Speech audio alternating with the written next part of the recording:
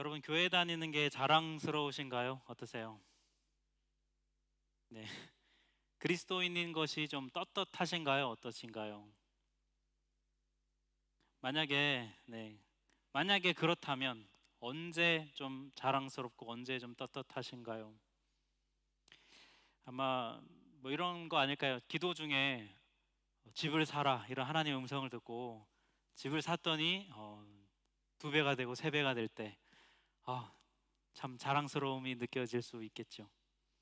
우리 애가 매일 큐티하고 그렇게 기도하고 공부를 하더니 이렇게 막 성공하고 정말 이게 잘 애가 잘 되는 걸 보면은, 아우, 역시 우리 애가 하나님의 복을 받고 이렇구나, 자랑스러운 마음이, 떳떳한 마음이 좀 들 수 있을 것 같아요. 그런데 반대로 여러분, 어떨 때 그리스도인인 것이 부끄러우신가요? 언론에서 교회나 목회자의 어떤 추한 모습, 하지 말아야 할 그런 일들이 벌어져서 뉴스에 나올 때, 그때 좀 부끄럽지요. 식당에 갔는데 목사님 이리 오세요, 권사님 막 이런 소리 들으면서 서로 막 엄청 시끄럽게 막 얘기하는 그 테이블을 보면 덜컥 겁이 납니다. 혹시 아는 사람이 있을까봐 겁이 나죠. 지하철 탔는데 목사님 여기 빈자리 있어요, 일로 오세요 막 이러면 다른 옆 칸으로 막 가고 싶어요. 이제 부끄러워집니다. 주변 사람에 대한 배려와 이런 것들이 없을 때 좀 부끄러움을 느낍니다. 그럼 여러분, 부끄러울 때가 많으세요? 아니면 자랑스러울 때가 많으세요? 어떤 게 훨씬 더 여러분 많으십니까? 아마 요즘 같아서는 좀 자랑스러운 것보단 부끄러운 것이 좀 더 많지 않을까 싶어요. 이런 우리에게 바울은 오늘 말씀에서 나는 복음을 부끄러워하지 않는다 라고 아주 당당하게 이야기를 하고 있어요. 그 이유에 대해서 우리 한번 오늘 말씀을 통해 들어보도록 하겠습니다. 여러분, 복음이 무엇인가요? 라고 누군가 여러분에게 질문을 한다면 여러분 뭐라고 대답하시겠습니까?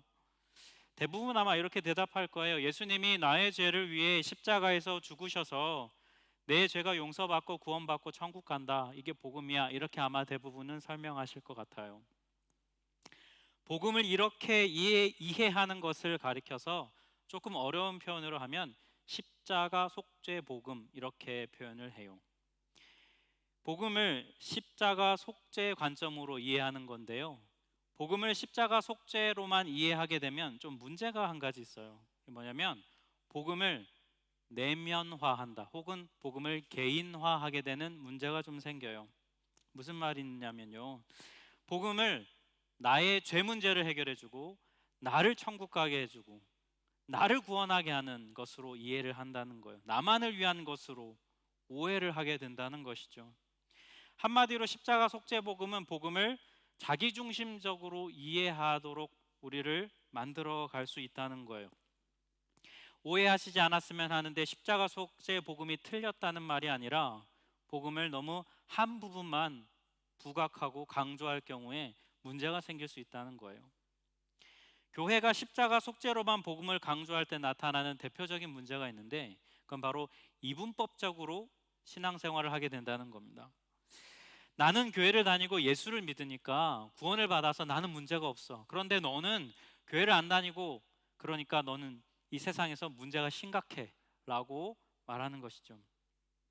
무슨 잘못을 하거나 실수를 하면 나는 예수를 믿어서 회개하면 용서받아, 그러니까 굳이 내가 다른 사람에게 용서를 구할 필요가 없어 라고 생각하는 거예요. 그래서 그리스도인임에도 불구하고요, 자신의 잘못과 자신의 과오에 대해서 다른 사람에게 사과를 잘 하지 않아요. 용서를 진심으로 구하지 않습니다. 이런 내용을 다룬 한국 영화 중에 밀양이라고 하는 영화가 있지요. 아이를 유기해서 납치했어요. 죽였어요. 그래서 감옥에 갔습니다. 근데 감옥에 가서 그가 예수를 믿게 됐어요. 그래서 자기를 찾아온 그 아이의 엄마에게 이렇게 말하죠. 나는 이 안에서 예수님 믿고 용서받았다. 내 문제는 다 해결되었다. 난 괜찮다. 이게 바로 십자가 속죄 교리로만 복음을 강조할 때 생기는 문제점이라는 거예요. 부작용이죠. 또 여러분, 교회가 자신은 하나님의 선택받은 백성이기 때문에 이 세상의 질서와 법을 마구 무시하는 경우들이 있어요. 하나님이 하시는 일인데 이 세상이 감히, 이러면서 세상의 질서를 다 무시한 채 자기들 멋대로 행동하는 일들이 간혹 언론에 보도가 되지요. 이것 역시 복음을 좁게 이해하기 때문입니다. 이처럼 복음을 십자가의 속죄로만, 죄를 해결하는 것으로만 이해하면 그 결과가 우리에게 어떻게 드러나냐면 우리가 복음을 부끄러워하게 된다는 거예요. 요즘 같아서 한국이든 여러분 어디든 사람들에게 교회 다닌다고 말하는 것이 조금 부끄럽게 느껴질 때가 있습니다. 같이 교회 한번 가자라고 말을 하게 되는 것이 굉장히 좀 꺼려지는 그런 시대를 살고 있어요. 현재 한국 교회 안에서 일어나는 일들, 이 프랑크푸르트 지역에 있는 한인교회 안에 일어나는 일들은 우리에게 자랑스러움보다는요 부끄러움이 더 부각되는 일이에요. 교회 또 싸웠어? 교회가 또 나뉜다고? 이런 일들이 우리에게 벌어질 때 우리는 그런 생각을 하게 되죠. 교회가 좋은 일도 많이 하잖아요. 그리고 선한 일도 분명히 행함에도 불구하고 안 되는 것, 이런 부끄러운 모습들이 워낙 많이 부각이 되기 때문에 사실은 좀 속상한 면도 있어요. 이처럼 이런 모습이 있지만 또 복음을 부끄러워하는 이유는 바로 우리 나 자신의 삶의 모습 때문에 복음이 부끄러울 때도 있습니다. 내가 소위 교회 집사인데 교회 오래 다녔다고 하는데 정직한 내 모습을 좀 보면은 부끄러울 때가 많이 있잖아요. 교회 집사입니다라고 밝히면 교회 다니는데 왜 그래? 너 교회 다녔어? 이런 얘기 들을까 봐 우리가 무섭죠. 그래서 어떤 분은 정말 비밀 요원처럼 교회를 다니는 분도 있어요. 네. 이처럼 여러분 우리가 복음을 부끄러워하는 이유의 핵심은요, 복음을 자기 관점으로만 이해하는 거예요. 나 중심으로. 이거는 잘못된 태도입니다. 이런 우리에게 바울이 오늘 나는 복음을 부끄러워하지 않는다라고 그렇게 선포하고 있습니다. 1장 16절 내가 복음을 부끄러워하지 아니하노니. 여러분 다른 표현이 아니라 왜 굳이 부끄러워하지 않는다라는 이런 표현을 사용했을까요? 바로 예수님이 달려 죽으신 십자가 때문이에요. 당시 사람들은 십자가에 대해서 좀 부정적인 이미지를 가지고 있었습니다. 먼저 유대인들은요 십자가를 저주의 상징이라고 여겼어요. 신명기 21장 말씀에 따르면 나무에 달려 죽은 자는 하나님께 저주를 받았다, 이런 말씀이 있어요. 그래서 나무 십자가에 달려 죽은 예수는 하나님께 저주받았다라고 여겼어요. 그래서 부끄러워했어요. 또 이방인들인 당시의 헬라인들, 우리가 아는 그리스인들, 예전에 이 사람들에게 십자가는 수치의 상징이었습니다. 다른 데서 죽는 것도 아니고 십자가에서 죽었다 그러면 소위 말해 가문의 망신인 거예요. 극도의 수치스러움.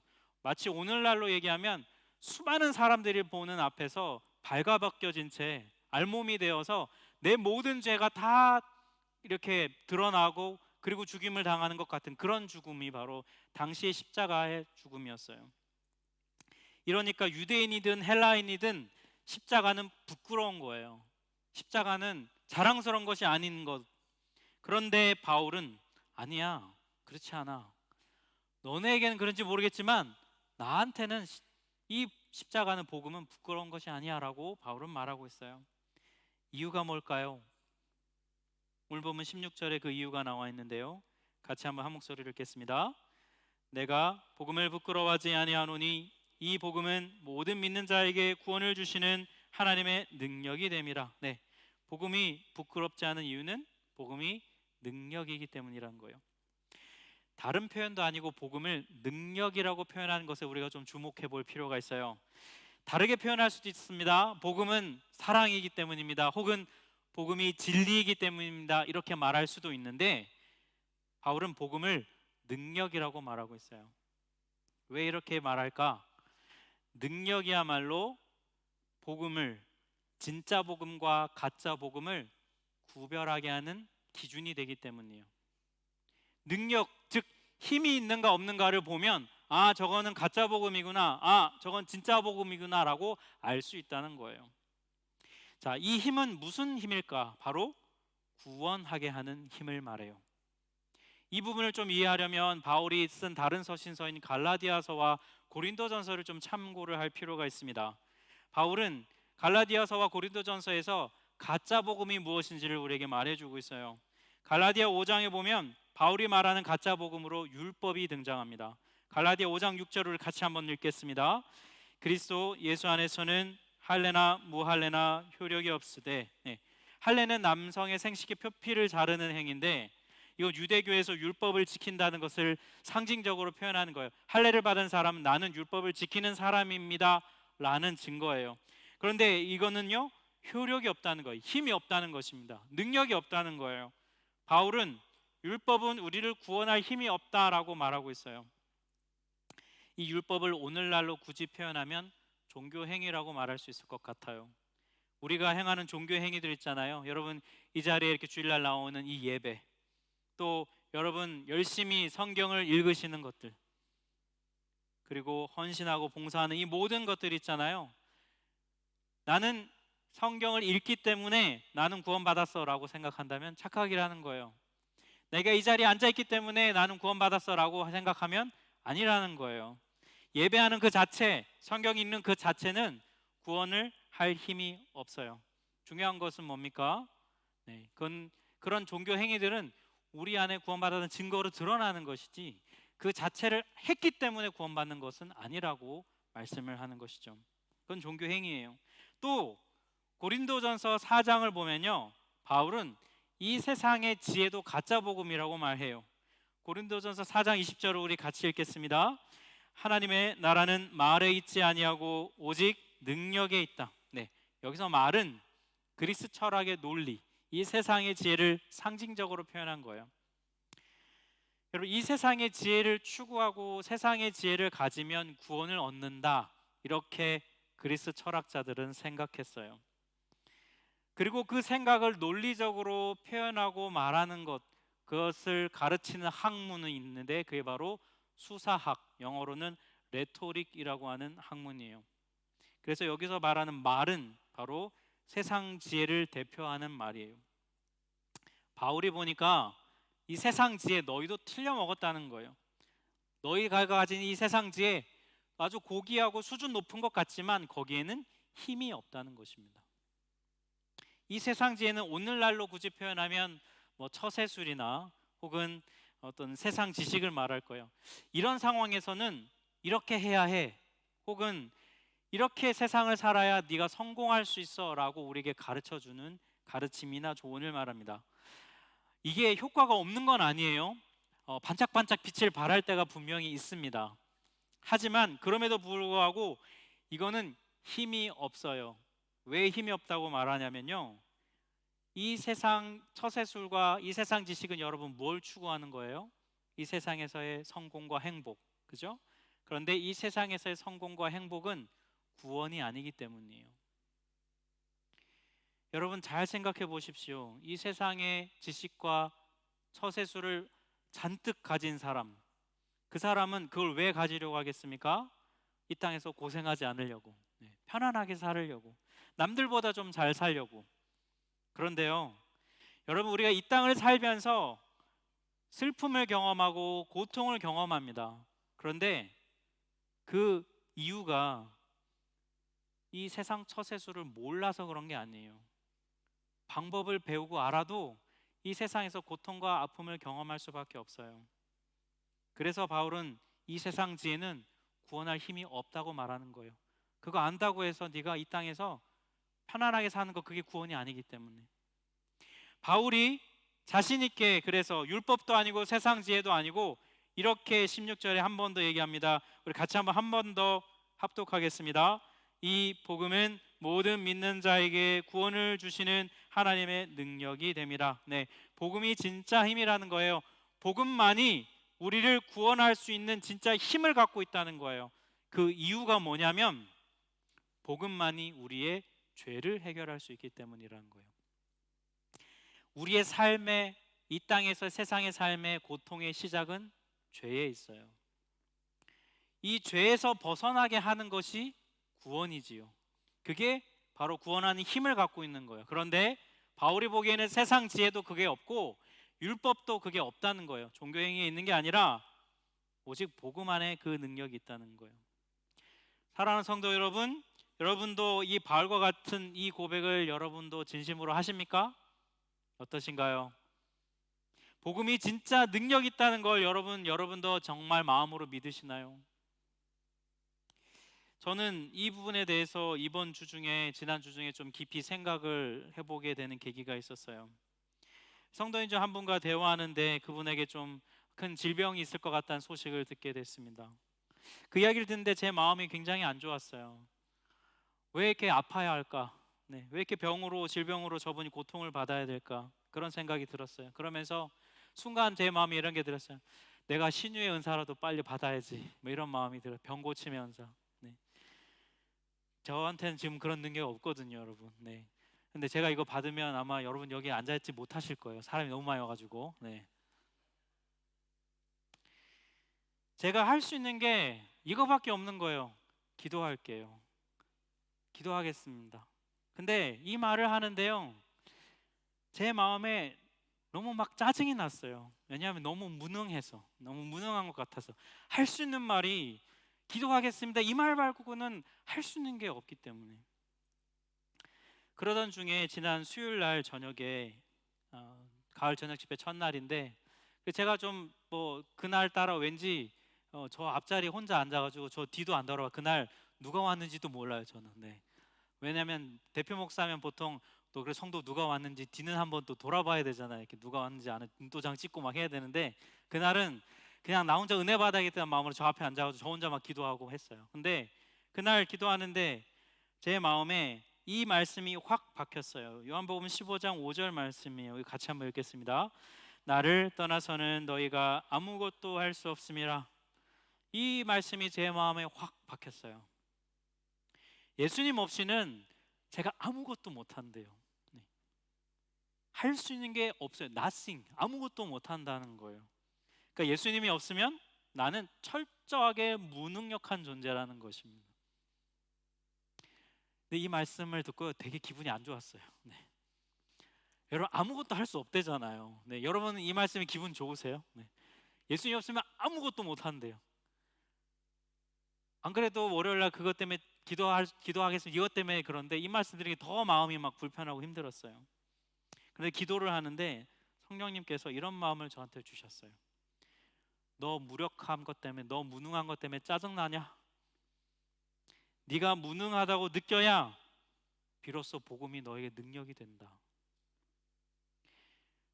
네가 아무것도 할 수 없다고 인정하고 고백해야, 그래야만 너는 복음을 능력이라고 고백할 수 있어. 그렇지 않으면 너는 네 유능함에 도취돼 가지고 복음이 능력인지도 모르고 네 유능함 때문에 살 거 아니냐. 너의 무능력함이 오히려 너를 구원으로 인도한다. 이 말씀을 듣는데요, 되게 좀 막 기분이 막 좋지 않은 것 같으면서도 한편에서는 그렇구나, 네, 그렇구나. 아직도 나는 복음이 능력인지 정말 잘 모르고 있나 보다. 내가 무능한 것을 철저하게 경험할 때야 비로소 우리는 복음이 능력이라고 고백하게 되는구나. 사랑하는 성도 여러분, 진정 복음이 능력이라고 고백하려면 철저하게 우리 자신의 무능력함을 인정해야 합니다. 여러분, 죄로 인해 타락한 이 세상을 우리가 사는데 우리 힘으로 해결할 수 있는 것도 있지만 해결할 수 없는 게 훨씬 더 많아요. 우리는 이 세상을 살면서요, 무능력함을 경험해요. 무능함에 부딪힙니다. 그럴 때 여러분, 우리는 그게 싫어요. 여러분, 그거 좋아하는 사람 누가 있겠어요?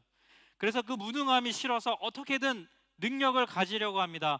종교 행위를 하든지 기도원에 가서 금식 기도를 하든지 뭐 어디 가서 뭘 배우든지 돈을 더 가지려고 하든지 어떻게 해서든 우리는 무능력함에서 벗어나고 싶어 해요. 무능해지는 게 두렵거든요.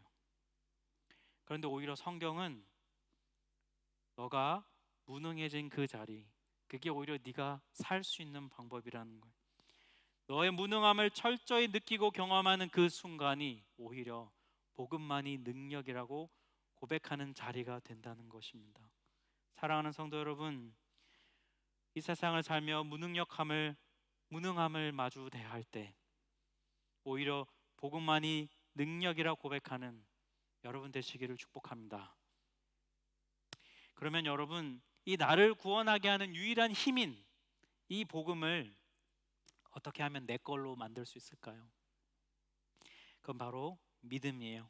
오늘 본문 17절 말씀에 그것이 써 있는데요, 우리 같이 한번 읽겠습니다.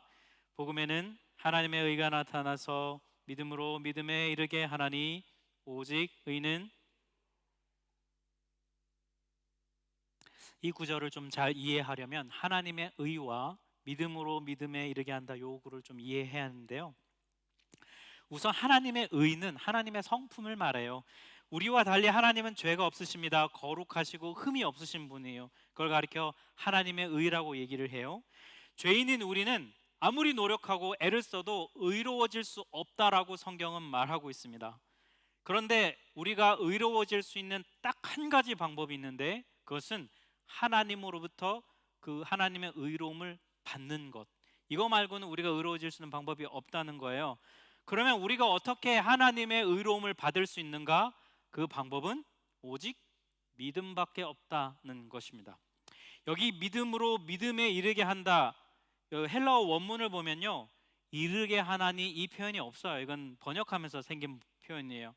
그러니까 원문대로 보면 믿음으로부터 믿음에 이렇게 되어 있습니다. 영어로 하면 from faith to faith, 그러니까 처음부터 끝까지 믿음으로, 이런 뜻이에요. 그러니까 뭡니까?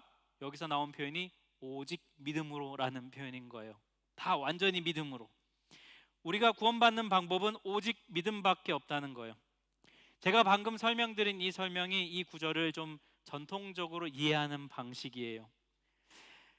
여기 이것은 어떻게 하는 거냐면 의와 믿음을 법정 용어로 이해하고 해석하는 것입니다. 의롭지 않은 나를 심판관이신 하나님이 의롭다라고 판결을 내리신다, 이렇게 법정 용어로 이해하는 건데요. 근데 최근에는요, 이 구절을 법정 용어의 관점이 아니라 관계적인 의미로 해석을 해요. 그것에 따르면 믿음은 관계적인 거예요. 이런 겁니다. 믿음이라는 이 단어가 헬라어로 피스티스라는 이 단어인데, 이 단어가 신약 성경에 여러 곳에 쓰였어요. 그런데 어떤 데서는 믿음으로 번역이 되는데 어떤 데서는 신실함으로 번역이 됩니다. 그 신실함으로 번역된 분량도 굉장히 많아요. 그런데 학자들의 견해에 따르면 27절을 신실함으로 번역해도 큰 무리가 없다는데 대부분이 동의해요. 그래서 번역하면 이렇게 됩니다. 복음에 나타난 하나님의 의는 하나님의 신실하심으로 시작되어 우리의 신실함으로 나아가게 합니다. 이렇게 번역이 돼요. 이게 무슨 뜻이냐면요, 복음은요, 즉 우리를 구원하는 힘, 이 복음은 의로우신 하나님의 신실하심에서 시작한다는 거예요. 그리고 그 하나님의 신실하심에서 시작된 복음은 결국 우리도 하나님께 신실하게 만든다는 거예요.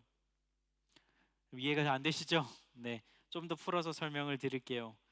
여러분, 우리는 끊임없이 하나님께 불순종하잖아요.